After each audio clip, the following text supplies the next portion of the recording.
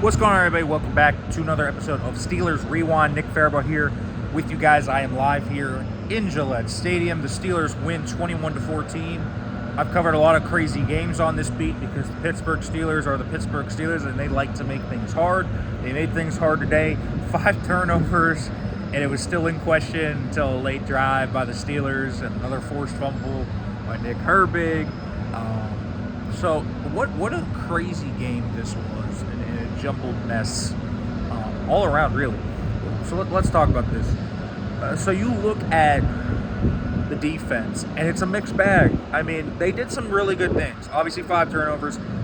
Listen, one of the weaknesses of this Patriots team and these running backs, they fumble the ball a lot. That's on Ramondre Stevenson's resume. 2 fumbles today forced.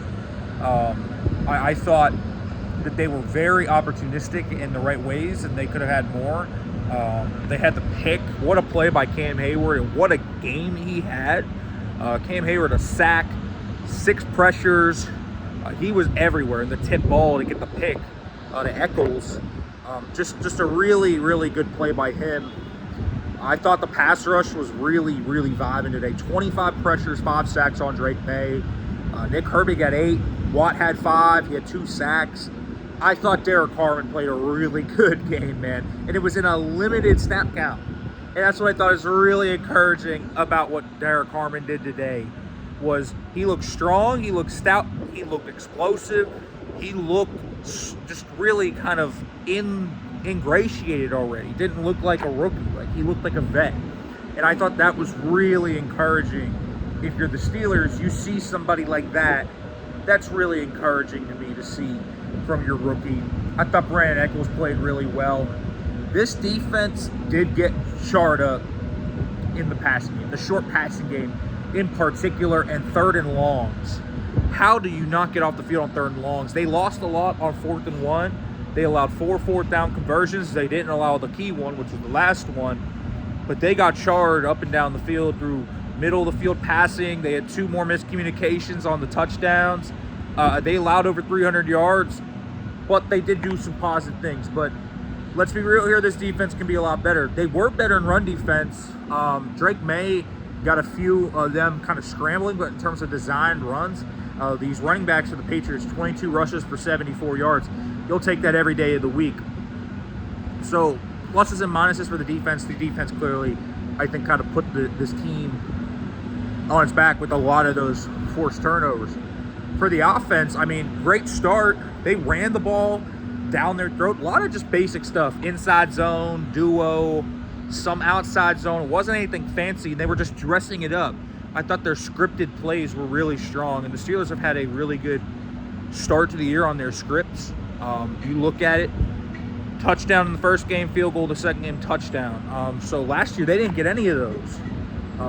So that is a really encouraging sign for the Steelers. They're starting out that strong. I thought the run game really faded because the pass game faded. I think the Steelers are different. They are not necessarily a run to set up the pass team. I think they are the pass to set up the run team. And when their screen game petered out, so did their offense. The O-line was really up and down. I thought, early in the game, they kicked New England's butt. This is a really good front. They didn't allow a sack. I think that's good.